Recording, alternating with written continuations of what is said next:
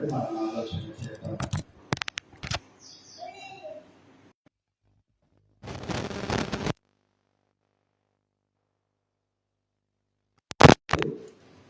Okay,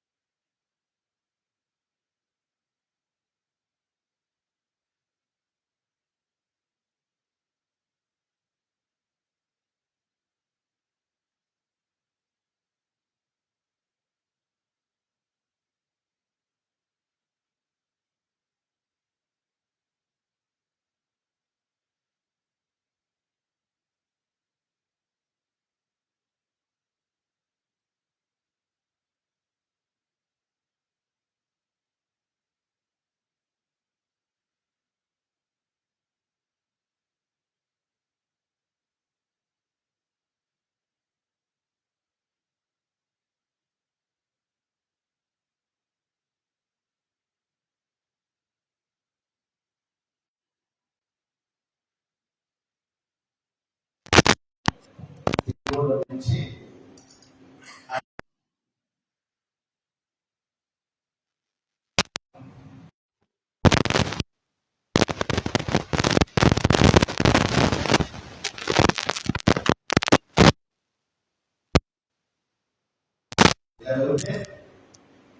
దేవుడు ఒక్కడే అని దేవుని వాక్యములో రాయబడి ఉన్నది.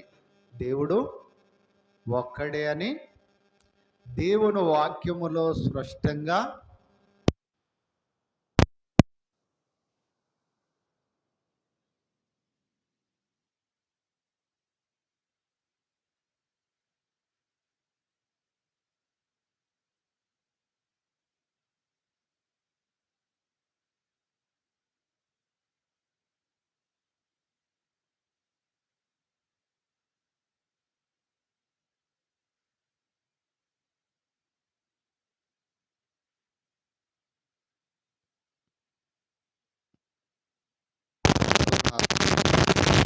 దేవుడు ఒక్కడా అంటే దేవుడు ఒక్కడే అని బైబిల్లో ఉంది. దేవుడు ఒక్కడే అని బైబిల్లో ఉంది. సైడ్కు ఉంది చూడు బొమ్మ. దేవుడు ఒక్కడే అని బైబిల్లో ఉంది. అయితే దేవుడు ఒక్కడా ముగ్గురు అంటే ఈరోజు క్రైస్తవులకు ముగ్గురు దేవుళ్ళుగా కొంతమంది అర్థం కాక చెప్తున్నారు. దేవుళ్ళు ఎంతమంది అంటే ఏం చెప్తున్నారు? తండ్రి దేవుడు, కుమారుడు దేవుడు, పరిశుద్ధాత్మ దేవుడు. ఎంతమంది అయ్యారు దేవుళ్ళు? దేవుళ్ళు ఎంతమంది అయ్యారు? ముగ్గురు. మరి దేవుడు ఒక్కడా ముగ్గురా? అది ప్రశ్న. దేవుడు ఒక్కడా ముగ్గురా? ఈరోజు హైందవులలో దేవుళ్ళు వాళ్ళు డైరెక్ట్గా 3 కోట్ల 3 కోట్ల దేవుళ్ళని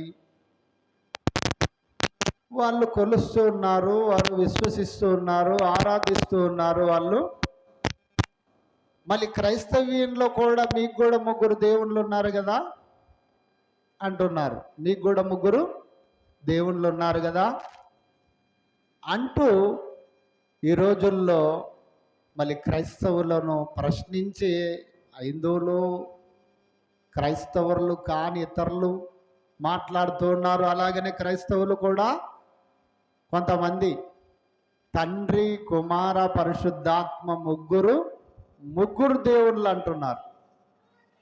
ఎంతమంది అంటున్నారమ్మ దేవుళ్ళు? ముగ్గురు. ఇంతకి ముగ్గురా ఒక్కరా దేవుడు? చాలా టాప్ నాలెడ్జ్ ఇది. ఎందుకంటే బైబిల్లో దేవుణ్ణి ఖచ్చితంగా దేవుడు ఎవరో ఐడెంటిఫై చేసి చెప్పగలగాలి అంటే చాలా టాప్ నాలెడ్జ్ నీకు ఉంటేనే అర్థమవుతాడు నీకు, లేకపోతే అర్థం కాడు దేవుడు. కనుక కొరింథీయులకు రాసినటువంటి మొదటి పత్రికను చూద్దాం ప్రియులారా. కొరింథీయులకు రాసినటువంటి మొదటి పత్రిక 8వ అధ్యాయము 6-7 వచనాలను జాగ్రత్తగా చూద్దాం. బైబిల్ నేర్చుకోవాలి. బైబిల్లో దేవుడు ఎవరో క్రైస్తవ్యములో కూడా చాలామందికి మరి తెలియదు. దేవుడు ఎవరు అన్నటువంటి విషయాన్ని కొరింథీయులకు రాసిన మొదటి పత్రిక 8:6 ఏమంటున్నాడు? ఆకాశమందైనను అంటే ఆకాశమందైనను అంటే ఆకాశము ఉండిన వారిలో, ఆకాశములో ఉన్న దేవుళ్ళు అని చెప్పుకుంటున్నారు కదా మీరు. ఆ దేవుళ్ళని చెప్పుకుంటున్న వారిలో, ఆకాశమందున్న వారిలో కానీ భూమి మీద ఉన్న వారిలో కానీ దేవతలు అనబడిన వాళ్ళు చాలా మంది ఉన్నారు. కానీ ఎక్కడెక్కడంట ఆకాశమందున్న వారిలో కానీ భూమి మీద ఉన్న వారిలో కానీ దేవతలు అనబడిన వారు ఉన్నను, లోకం అనుకున్నట్టు కొలుస్తున్నట్టు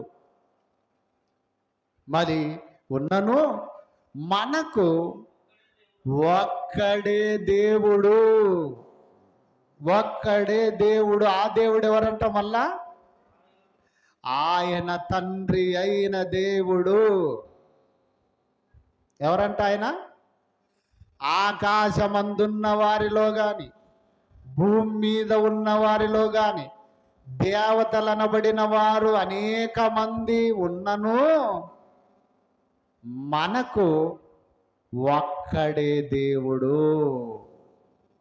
ఆ దేవుడు ఎవరంట? మళ్ళీ తండ్రి అయిన దేవుడు. అంటే దేవుడు ఎవరని చెప్తున్నాడు బైబిల్లో? దేవుడు ఎవరంట? తండ్రి అయిన దేవుడు.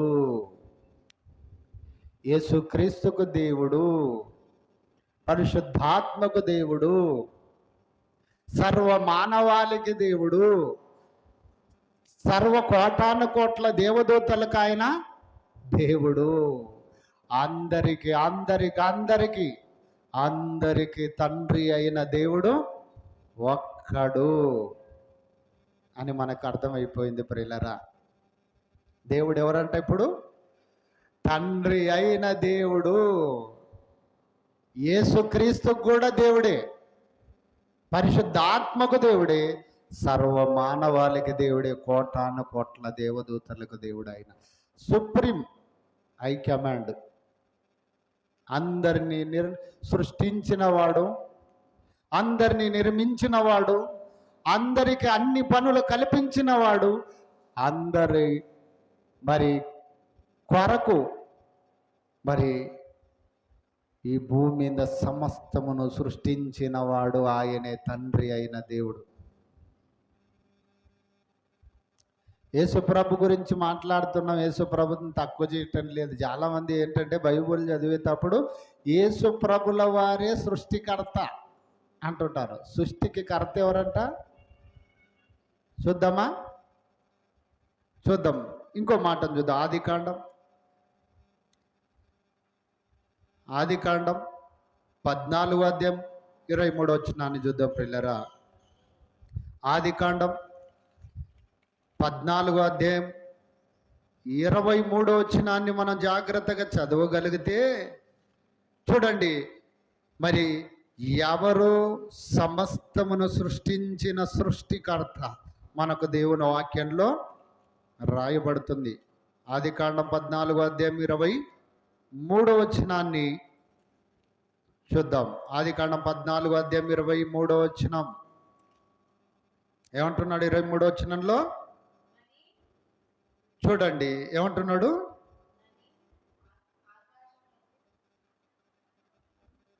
ఆ 22 నుంచి చదవండి. అబ్రహాము నేను అబ్రహామును ధనవంతునిగా చేసితినని నీవు చెప్పకుండునట్లు. ఎవరిక్కడ ఒక వ్యక్తి అబ్రహాముని ధనవంతుని చేస్తాను, ప్రజలను మాత్రమే నాకు ఇవ్వు అంటాడు. ఎవరు ఆ వ్యక్తి? ఎవరు ఆ వ్యక్తి? ఆ వ్యక్తి ప్రియమైనటువంటి వారలారా, ఆ వ్యక్తి మరి ఎవరు? ముందుకు ఇంకొన్ని వచనాలను మనం తీసుకుందాం. ఇంకొన్ని వచనాలను మనం తీసుకుందాం. 9వ వచనంలో ఉంటున్నాడు ఆ వ్యక్తి ఎవరో అనగా ఏలాము రాజైన కల్దీయు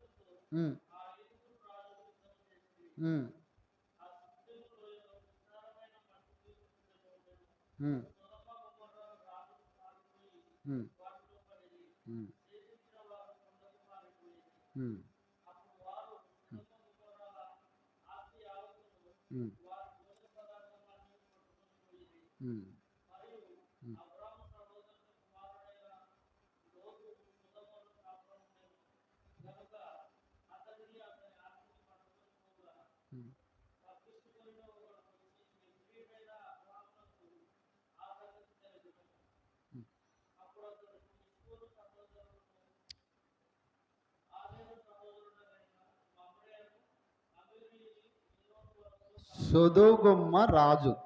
ఇతడు ఎవరంటే సొదొమను పరిపాలిస్తున్న రాజు. ఇతడు ఏమంటున్నాడంటే అబ్రహాముతో, నీవు ప్రజలను మాత్రమే నాకు ఇచ్చి 19వ వచనంలో అంటుంటాడు, అప్పుడు అతడు అబ్రహామును ఆశీర్వదించి ఆకాశమునకును భూమికిని సృష్టికర్త సర్వోన్నతుడైన దేవుని వలన అబ్రహాము ఆశీర్వదించబడునుగా, కానీ నీ శత్రులను నీ చేతికి అప్పగించిన సర్వోన్నతుడగు దేవుడు స్తుతింపబడునుగాక అని చెప్పాను. అప్పుడు అతడు అన్నిటిలో 10వ వంతు ఇచ్చెను. సొదొమ రాజు మనుషులను నాకిచ్చి ఆస్తిని నీవే తీసుకొని పొమ్మని అబ్రహాముతో చెప్పగా, అబ్రహాము నేనే ధనవంతుణ్ణి అబ్రహామును చేసేదనని చెప్పుకొందువు గనక నాకు అవసరము లేదు నీ యొక్క 50 ఆస్తి. సొదొమ రాజు ఏమిస్తానన్నాడు? అబ్రహాముకి ఏమిస్తానన్నాడు? ఆస్తిని, ధనధాన్యములను, సమస్త ధన సంపదలన్నీ కూడా నీకు ఇస్తాను, నీవు ఆస్తి తీసుకో, నాకు ప్రజలు నీవు. ప్రజల ద్వారా ఇతడేం చేయాలనుకుంటున్నాడు? సొదొమ రాజు రాజ్యాధికారం కావాలి అతనికి. ప్రతి వానికి ఏదో ఒక ఆశ ఉంటుంది. ఈ సొదొమ రాజుకి ఏ ఆశ ఉంది? రాజ్యాధికారం అన్నటువంటి కాంక్షతో కూడిన ఆశ ఇతనుకున్నది. కనుక 22లో అదే చెప్తున్నాడు 22లో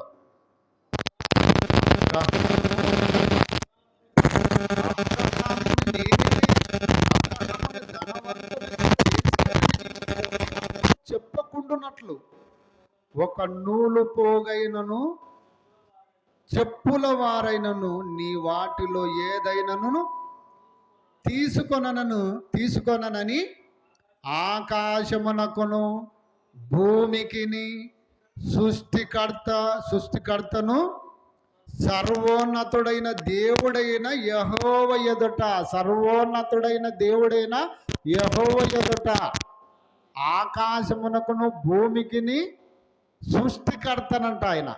ఎవరంట సృష్టికర్త? ఎవరంట? ఆకాశమునకును భూమికిని సృష్టికర్త. బైబుల్ తీసుకోమ్మా, బైబుల్ తీసుకో, చూడాలి.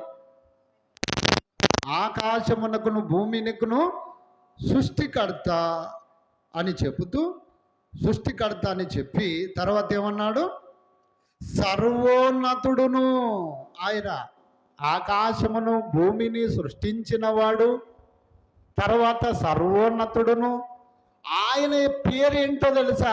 ఆయననే యెహోవా, అనగా తండ్రి అయిన దేవుడు. ఆకాశమును సృష్టించింది ఎవరు? యేసుప్రభు కాదు. భూమిని సృష్టించింది ఎవరు? యేసుప్రభు గారు కాదు. కానీ మళ్ళీ ఆకాశమును భూమిని సృష్టించిన సృష్టికర్త ఆయన ఎవరంటే సర్వోన్నతుడైన యెహోవా. ఆయన పేరేం పేరంట? యెహోవా, తండ్రి అయిన దేవుడు. యెహోవా అనగా అర్థం ఏంటి తెలుసా? యెహోవా అనగా ఉన్నవాడు అని అర్థం. యెహోవా అనే పేరుకి అర్థం ఏంటో తెలుసా? ఉన్నవాడను, అనువాడనను. మరి మరి ఆ యొక్క పదానికి నిర్వచనమే యెహోవా అనే పేరు. యెహోవా అనగా ఉన్నవాడు, అనువాడు, ఉండేవాడు, శాశ్వతమైన వాడు, సృష్టికర్త. ఆకాశమును భూమిని సమస్తమును కూడా సృష్టించిన సృష్టికర్త ఆయన మాత్రమే. ఆయనే సర్వాధికారము కలిగిన దేవుడు అన్నటువంటిది మనకు దేవుని వాక్యములో స్పష్టంగా రాయబడింది. ఈ విషయాలను ఎందుకు చెప్తున్నాను తెలుసా? మీకు ఒకటి గుర్తుకు రావాలి. అసలు దేవుడు ఒక్కడా, ముగ్గురా? ప్రారంభ దేశంలో ఎంతమంది అన్న దేవుళ్ళు? ఒక్కడే దేవుడు. దేవుళ్ళు ఎంతమంది? ఒక్కడే దేవుడు. మళ్ళీ దేవుడు ఒక్కడైనప్పుడు ఈ రోజుల్లో దేవునిగా మహిమపరచకుండా అనేక మంది రకరకాలుగా మరి కాంట్రవర్షన్ చేస్తున్నారు. దేవుణ్ణి దేవుడిగా చెప్పడానికి ఇబ్బంది ఏంటి చెప్పు? అందరికి సుప్రీం, అందరికి ఐక్యమాండ్, అందరికి దేవుడైన వాడు ఒక్కడే అని చెప్పడానికి ఇబ్బంది ఏంటి క్రైస్తవుల్లో కొందరికి? వీడెక్కడగా వాక్యం ఏనకుండా ఎందుకు ఎక్కడికి వెళ్ళిపోతారు సారకి? కనుక మనం ఆలోచన చేయగలిగితే ప్రేమైనటువంటి దేవుని వారలారా, నిర్గమకాండం 3వ అధ్యాయం, నిర్గమకాండము 3వ అధ్యాయము తీసుకురండి వారిని. నిర్గమకాండం 3వ అధ్యాయము తీసారా? 13, 14, 15 వచనాల వరకు చూద్దాం. నిర్గమకాండము 3వ అధ్యాయము. మోసే చిత్తగించుము, నేను ఇశ్రాయేలీయుల యొద్దకు వెళ్ళి వారిని చూచి మీ పితరుల దేవుడు మీ యొద్దకు నన్ను పంపెనని ఇశ్రాయేలీయులతో నువ్వు చెప్పాలి. మోషేకి దేవుడు ప్రత్యక్షమై, మోషే నీవేం చేస్తావంటే ఇదిగో నీవు వెళ్ళి మోషే చిత్తగించుము, నేను చెప్పే మాట విను, నేను ఇశ్రాయేలీయుల యొద్దకు వెళ్ళి వారిని చూచి మీ పితరుల దేవుడు మీ యొద్దకు నన్ను పంపెనని వారితో చెప్పగా వారు ఆయన పేరమని అడిగిన ఎడల వారితో నేనేమి చెప్పవలనని దేవుణ్ణి అడిగాను. మోషే, అయ్యా నువ్వైతే వెళ్ళమంటున్నావు, వెళ్తాను. వెళ్ళిన తర్వాత మీ పితరుల దేవుడు నన్ను పంపెనని నేను వారితో చెబితే వాళ్ళు అసలే చాలా తలతిక్క ప్రశ్నలు అడిగేవారు. వినపడతలేదా? తలతిక్క ప్రశ్నలు అడిగేవారు. వాళ్ళు ముందే చెప్పింది వినే రకం కాదు. ఖచ్చితంగా ఏంటో చెప్పమంటారు. ఆయన పేరేంటో చెప్పాలి మాకి నువ్వు. అందరు ఎవరు వచ్చినా మేము వినడానికి గొర్రెలం కాదు, దేవుడు నన్ను పంపాడు మీ మధ్యకు, మిమ్మల్ని ఇదిగో 430 సంవత్సరాలు బానిసత్వంలో ఉన్న మిమ్మల్ని విడిపించడానికి నన్ను పంపినవాడు మీ పితరుల దేవుడు అని నేను చెప్తే వాళ్ళు వినరు అన్నప్పుడు ఆయన ఏమన్నాడు, ఆయన పేరేమని అడుగుతారయ్యా? పేరు ఉంటుంది కదా ఆయనకు, పేరు లేనిది మరి నంబర్ ఇశ్రాయేలీలు, అర్థమైందా? ఇశ్రాయేలీలు పేరు లేనిది నమ్మరు. మళ్ళీ వారు ఆయన పేరేమని అడిగిన ఎడల వారితో నేనేమి చెప్పవలెనని దేవుణ్ణి అడిగను. అందుకు 14వ వచనంలో, అందుకు దేవుడు నేను ఉన్నవాడను అనువాడనై ఉన్నానని మోషేతో చెప్పాను. ఏం చెప్పాడు? నేను ఉన్నవాడను అనువాడునై ఉన్నానని చెప్పయ్యా ఇశ్రాయేలీలకు అంటే కిందేమంటాడు 15లో మళ్ళా చెప్పమని మరి ఉన్నవాడు అనువాడై ఉన్నానని మోషేతో చెప్పాను. మరియు 14 వచ్చిన, మరియు ఆయన ఉండువాడును మీ యొద్దకు నన్ను పంపెనని నీవు ఇశ్రాయేళ్లతో చెప్పవలెనా నేను. మళ్ళీ చెప్పాయా నీకేం పని ఆయన పేరుతో? అర్థమైందా? ఇక్కడ ఏమంటున్నా, నీకు పేరుతో ఏం పని ఉంది? మీ పితరుల దేవుడు నన్ను మీ మధ్యకు పంపెనని, మీ యొద్దకు పంపెనని, ఆయన ఉన్నవాడు అనువాడునై ఉన్నాడన్నటువంటి మరి మీ పితరుల దేవుడు అని చెప్పాయి అంటే మరి చెప్పమంటే మోసే ఏమంటాడు తెలుసా? ఉన్నవాడు అనువాడనై ఉన్నానని పంపెనని నీవు ఇశ్రాయేలుతో చెప్పవలెనని చెప్తే 15వ వచనంలో, మరియు దేవుడు మోషేతో ఇట్లా నేను మీ పితరుల దేవుడైన యెహోవా. అర్థమవుతుందా? మీ పితరుల దేవుడైన యెహోవా అనగా అబ్రహాము దేవుడును, ఇసాకు దేవుడును, యాకోబు దేవుడును ఇశ్రాయేలుతో చెప్పవలెను. ఇశ్రాయేలుతో చెప్పు, ఇదిగో ఆయన పేరేమని వాళ్ళు అడిగారు కదా, నీకు నేను చెప్తూ ఉన్నవాడు అనువాడంటే అర్థం కాలేదు అతనికి. అర్థమైందా? యెహోవా అనగా ఉన్నవాడు అనువాడు అనేటువంటి పదానికి సూచించబడే పదం అది. అందుకనే ఇదిగో నేను ఉన్నవాడును అనువాడనని చెప్పినాను. మోసేకి ఇంకా క్లారిటీ రాలేదు. అప్పుడు ఏమంటున్నాడంటే అబ్రహాము దేవుడను, ఇసాకు దేవుడును, యాకోబు దేవుడనై ఉన్న యెహోవా. ఆయన పేరేంటంట? యెహోవా. దేవుడు ఎవరంట? యెహోవా. దేవుడు ఈయన అందరికీ సుప్రీం. యేసుక్రీస్తు కూడా సుప్రీం ఆయన్నే.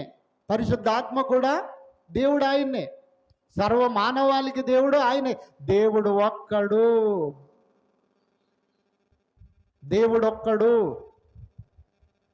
కనుక దేవుళ్ళు అనే పదం మనకు బైబిల్లో దేవుడు అనే అబ్బురు పదానికి మరి దేవుళ్ళు అనే బహుపదం వాడబడుతుందంట. దేవుడు అనే పదానికి దేవుళ్ళు అనే అర్థం ఇస్తుందంట. దేవుళ్ళు అంటే బహువచనముతో కూడినదిగా మనకి కనిపిస్తున్నా కానీ దేవుడు మాత్రం సింగిల్ పదం, ఒక్కడే దేవుడు. దేవుడు అనే పదానికి సింగిల్ పదం, దేవుడు ఒక్కడే. అలాగనే ఇంకో మాటను చూద్దాం. యోబు గ్రంథం, యోబు గారు కూడా ఏం చెప్తున్నాడో చూద్దాం. యోబు గ్రంథం 9వ అధ్యాయం, యోబు గ్రంథం 9వ అధ్యాయము 8వ వచనాన్ని చూద్దాం. 9వ అధ్యాయం 8వ వచనం. ఆయన ఒక్కడే. దేవుడు అనే పదానికి ఒకవేళ ఆదిమ హెబ్రీ పదాల్లో బహుపదాలతో కూడిన దేవుడు అంటే బహుళత్వంతో కూడినదిగా దేవుళ్ళు అని ఎప్పుడు పిలువబడిందో అది కూడా తెలుసుకోవాలి.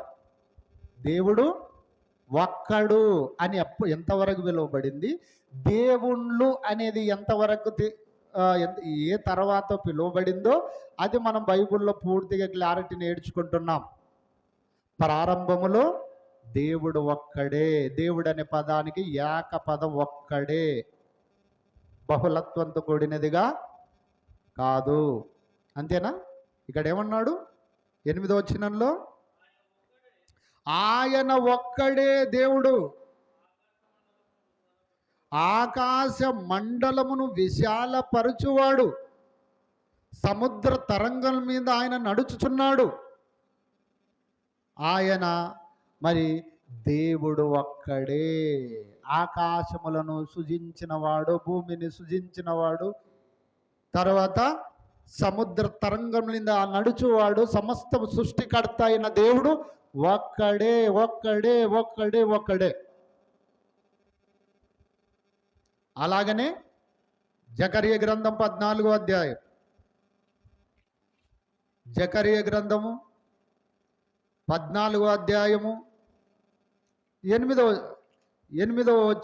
వచనాన్ని చదువుకుందాం. తీశారా? జకర్య గ్రంథము 14వ అధ్యాయం 9వ వచనం చూడండి. ఆ దేవుడు అంటే మీరు మళ్ళీ ఎక్కడెక్కడో వెళ్ళిపోకూడదు. ఆ దేవుడు ఎవరో చెప్తున్నాడు, యెహోవా సర్వలోకమునకు రాజయ్యున్నాడు. ఆయనే సర్వ సృష్టికి సృష్టికర్త ఉన్నాడు. అలాగనే సర్వ సృష్టిని సృజించిన సర్వోన్నతుడైన దేవుడై ఉన్నాడు. ఆయనే ఎవరంట? ఆయన యెహోవా. అందరికి యెహోవా అనగా ఉన్నవాడు అనువాడు. అబ్రహాము దేవుడు, ఇస్సాకు దేవుడు, యాకోబు దేవుడు, మన పితరుల దేవుడు. ఆయన ఎవరో తెలుసా? ఆయన ఒక్కడే దేవుడు. ఆయన పేరు యెహోవా. ఆయన ఏం చేశాడంటే ఇక్కడ జకర్య గ్రంథంలో చదవనా, యెహోవా సర్వలోకమునకు రాజు, ఆయనే హైకమాండ్, ఎవరు కాదు. ఆ దినమున యెహోవా ఒక్కడే అనియు, ఆయనకు పేరు కూడా ఒక్కటే అనియు తెలియబడుతుంది. ఇప్పుడు మీకు తెలుస్తుంది. ఇప్పుడు అర్థమైందా? ఇప్పుడు మీకు తెలియదు. సర్వ భూమండలానికి రాజై ఉన్నాడు ఆయనే యెహోవా. ఆ దినమున ఆయన పేరు యెహోవా అని మీరు గుర్తించాలి. మనం సమస్త ప్రవక్తలకు, సమస్త దేవుళ్ళని చెప్పుకొనిన వారికి అందరికి కూడా ఒక్కడే దేవుడు, ఆయన తండ్రి అయిన దేవుడు అని మనకు అర్థమైపోయింది ప్రియులారా. అలాగనే ఆదికాండం 1వ అధ్యాయం, ఆదికాండం 1వ అధ్యాయము 1వ వచనాన్ని చూడండి. ఆదికాండం 1వ అధ్యాయం 1వ వచనం, ఆది యందు దేవుడు భూమి ఆకాశములను సృజించినవాడు. ఎవరైనా? ఆది యందు భూమి ఆకాశములను సృజించినవాడు ఆయనే యెహోవా. ఆయనే తండ్రి అయిన దేవుడు. ఆయన ద్వారా సమస్తమును మరి సృజించబడింది. ఆయన ద్వారా సమస్తమును కూడా సృజించబడినది కనుక మరి ఏది కూడా ఆయన ద్వారానే మరి సృజింపబడకుండా మరొకరు సృజించలేదు. ఈ భూమండలాన్ని కానీ, సకల కోటి జీవరాశులని కానీ, సమస్తమును కూడా. కనుకే ఆది యందు దేవుడు భూమి ఆకాశములను సృజించెను. భూమి నిరాకారంగాను శూన్యంగాను ఉండెను, చీకటి అగాధ జలములపై కమ్మి ఉండెను. దేవుని ఆత్మ జలములపై అల్లాడుచుండెను. దేవుని ఆత్మ అనగా ఎవరో తెలుసు? ఇక్కడ పరిశుద్ధాత్మ మరి కనిపిస్తుంది ప్రియులారా. భూమి ఆకాశములను సృజించిన వాడు ఒకే ఒక్కడు, ఆయన తండ్రి అయిన దేవుడు అని మనకు అర్థమవుతుంది. యేసుక్రీస్తు సృష్టించలేదు భూమండలాలు. అర్థమవుతుందా? పరిశుద్ధాత్ముడు సృష్టించలేదు. సృష్టి కార్యములో దేవునితో ఏకీభవించటానికి వీళ్ళని పెట్టుకో కుమారత్వంగా దేవుడు వీళ్ళను పోలుస్తాడు, కుమారులుగా పోలుస్తాడు. పరిశుద్ధాత్మ కుమారుడే, యేసుక్రీస్తు కూడా కుమారుడే. కుమారులైనప్పుడు వీళ్ళకన్నా సుప్రీం తండ్రి అయిన దేవుడా వీళ్ళేనా? తండ్రి అయిన దేవుడే. కనుక చూద్దాం సంఖ్యాకాండంలో కూడా బిలాము ప్రవక్త గారు కూడా, బిలాము గారు మరి ఎవరిని దేవుడుగా చూపిస్తాడు? పాత నిబంధన అంతటిలో దేవుని గురించి మనం తెలుసుకుంటున్నాం. పాత నిబంధన కొత్త నిబంధనలో కూడా మనం అన్ని పుస్తకాల్లో మనం దేవుని గురించి తెలుసుకుంటున్నాం. సంఖ్యాకాండం 23 అధ్యాయం 19 వచనం. సంఖ్యాకాండం 23 అధ్యాయం 19 వచనం చదువుతారా? త్వరగా తీయండి.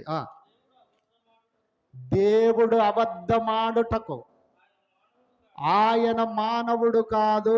మానవుడెవరు? మానవుడు అనగా రక్త మాంసములు ధరించుకొనినవాడు. మానవుడు అనగా రక్త మాంసములు ధరించుకొనినవాడు. కనుక ఆయన అబద్ధమాడుటకు మానవుడు కాదు. పశ్చాత్తాప పడుటకు ఆయన నరపుత్రుడు కాదు. మనుషుని నుంచి పుట్టిన పుత్రుడు కాదు. అబద్ధమాడుటకు నరుడు కాదు. తర్వాత పశ్చాత్తాప పడుటకు ఆయన నరపుత్రుడు కాదు, మనిషి కుమారుడు కాదు. ఆయన ఎవరైనా? ఆయన సర్వలోక సృష్టికర్త అయిన దేవుడు. ఆయన సమస్తమును కలిగించిన దేవుడు. యేసుప్రభు ఏమంటాడు? యోహాను గారు రాసినటువంటి సువార్త 4 అధ్యాయము 21, 22లో అంటాడు చూడు, సమరయ స్త్రీతో ఏం చెప్తాడు? దేవుడు ఆత్మ గనక ఆయనను ఆరాధించువారు ఆత్మతోనూ సత్యముతోనూ ఆరాధించవలన. దేవుడు మానవుడు కాదు, దేవుడు నరపుత్రుడు కాదు. దేవుడు ఎవరో తెలుసా? ఆత్మ. ఒక సూపర్ పవర్, కనిపించని శక్తివంతమైన వాడు దేవుడు. ఆ ఆత్మను దేవుడు ఎవరిలో కూదాడు? దేవుడు అనగా ఆత్మ. ఇది మీరు అండర్లైన్ చేయాలి. దేవుడు అనగా ఆత్మ. అంటే ఆత్మ అయినటువంటి దేవుడు మానవ సంబంధమైన వాడు కాదు. అందుకే అంటాడు ఆదికాండం 1వ అధ్యాయం 26వ వచనములో, దేవుడు తన స్వరూపమందు తన పోలిక చొప్పున ఎవరిని చేశాడంట? ఆదాము నీలమంటితో నిర్మించాడు. నిర్మించినది కాదు ఆయన పోలిక, ఆయన స్వరూపం. ఆదాములో నుండి ఆదికాండము 7వ అధ్యాయం, ఆదికాండము 3వ అధ్యాయం 7వ వచనంలో, 2వ అధ్యాయం 3వ వచనంలో ఉంటుంది. దేవుడైన యెహోవా నీలమంటితో నరుని నిర్మించి వాని నాసిక రంధ్రములో జీవవాయువు అనగా జీవించే ఆత్మను ఊదెను. అప్పుడు మనిషి ఏమయ్యాడు? జీవాత్మ అయ్యాడు. మనిషి ఏమయ్యాడు? జీవించే జీవుడయ్యాడు. జీవుడు అంటే ఏంటన్న అర్థం? జీవుడు అనగా జీవించే ప్రాణి అయను, జీవించే ఆత్మ అని. ఒక మాటలో చెప్పాలంటే దేవుడు అయ్యాడు. అందుకే దేవుని రూపము, దేవుని పోలిక ఆదాములోకి వెళ్ళింది. తర్వాత ఆదాముకు గాఢ నిద్ర కలుగజేసి అవ్వలోకి మరి కొంత భాగాన్ని చేశాడు. కనుక మళ్ళీ ఊదలేదు అవ్వని. అర్థమైందా? ఆత్మను విభజించాడు. ఆ ఆత్మలుగా విభజించి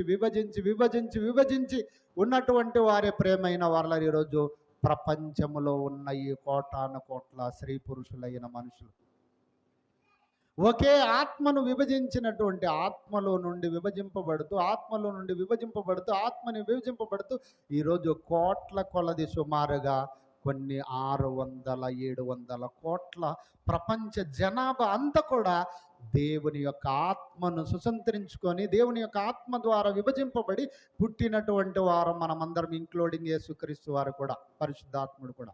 నేను నొక్కి చెప్తున్నాను కొన్ని విషయాలు. ఎందుకు చెప్తున్నానంటే, దేవుడు అలా వచ్చిన వాడే దేవుడు. మరి మానవుల్లోకి వచ్చిన తర్వాత దేవుని ఆత్మ ఏమైంది? ఇప్పుడు మానవుడు ఏమయ్యాడు? మరి జీవుడయ్యాడు. తర్వాత దేవుడుగా మారిపోవాలి. దేవుడుగా మారిపోవాలి.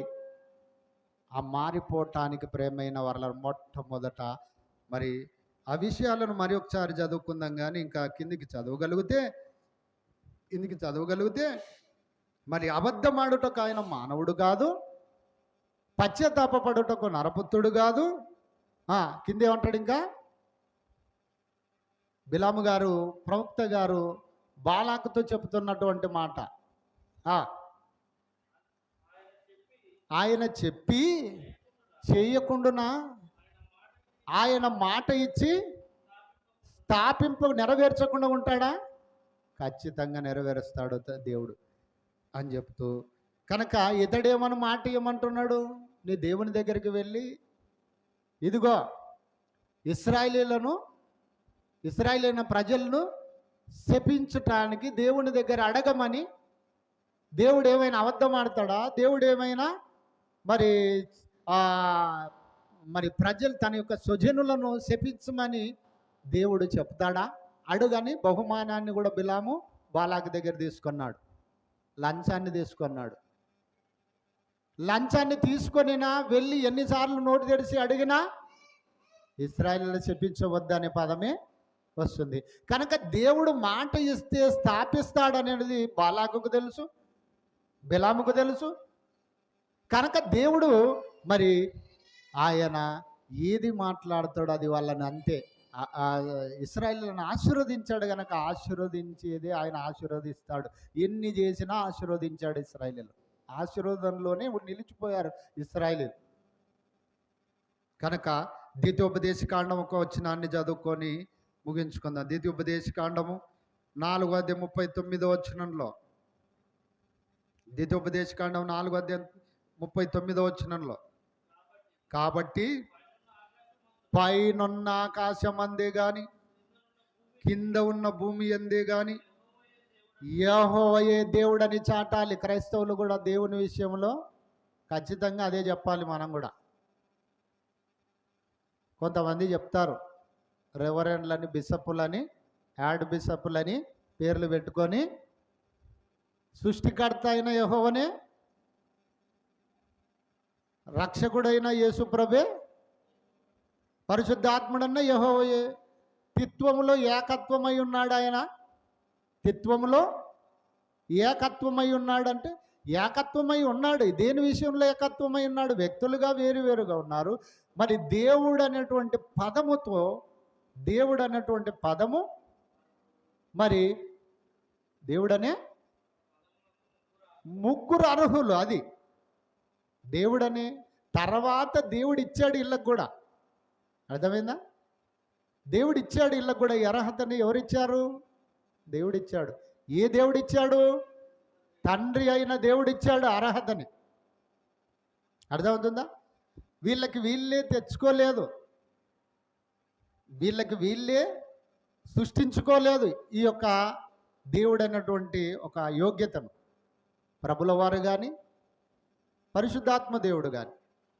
కనుక ఆ పైనున్న ఆకాశమందైనను కింద ఉన్న భూమి ఎందున్నాను యెహోవాయే దేవుడని, మరి యొక్క దేవుడు ఎవరు లేడని కనుక లేడని నేడు నీవే ఎరిగి జ్ఞాపకం ఉంచుకొని దేవుడు ఒక్కడే అని చెప్పాలి. సమాజంలో దేవుడు ఒక్కడే అనేటువంటి విషయాన్ని మనం చెప్పాలి. అదే ద్వితీయోపదేశకాండం 5 మీరు చదవాల్సిన అవసరం లేదు. అక్కడ అంటాడు, నేను తప్ప వేరొక దేవుడు ఉండకూడదు నీకు. నేను తప్ప వేరొక దేవుడు ఉండకూడదు. పైనున్న ఆకాశం అందే గాని కింద ఉన్న భూమి అందే గాని భూమి కింద ఉన్నటువంటి నీళ్ళ యందే గాని ఉండు దేని పోలికను దేని రూపమును దేవుడని నువ్వు తలంచకూడదు. దేవుణ్ణి నువ్వు అవమానించకూడదు. దేవుడిని చేసుకోకూడదు. ఈరోజు హిందువులు కోట్ల కొలది దేవదూతలకు దేవుళ్ళుగా వాళ్ళు అనుకుంటారు. ముక్కోటి దేవుళ్ళుగా మేము చూస్తున్నామంటారు. అలా నువ్వు క్రైస్తవులు చూడకూడదు. వాళ్ళు కూడా వాళ్ళ మత విశ్వాసాల పరంగా వాళ్ళు ఉంటున్నారు. కానీ నీకు మటుకు దేవుడు ఒక్కడే.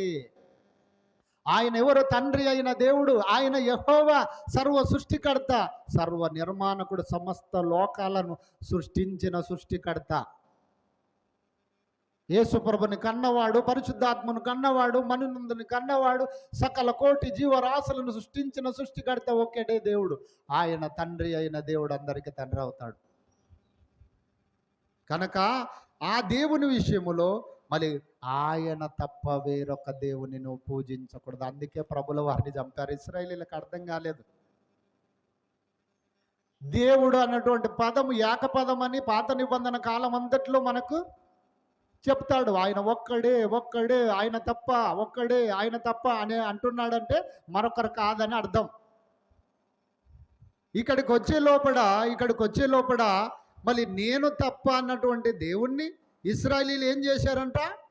ఒక్క మాట చదువుకుందామా? అదే ద్వితీయోపదేశకాండం 6వ అధ్యాయము 14-15 వచనంలో చెప్తాడు తెలుసా?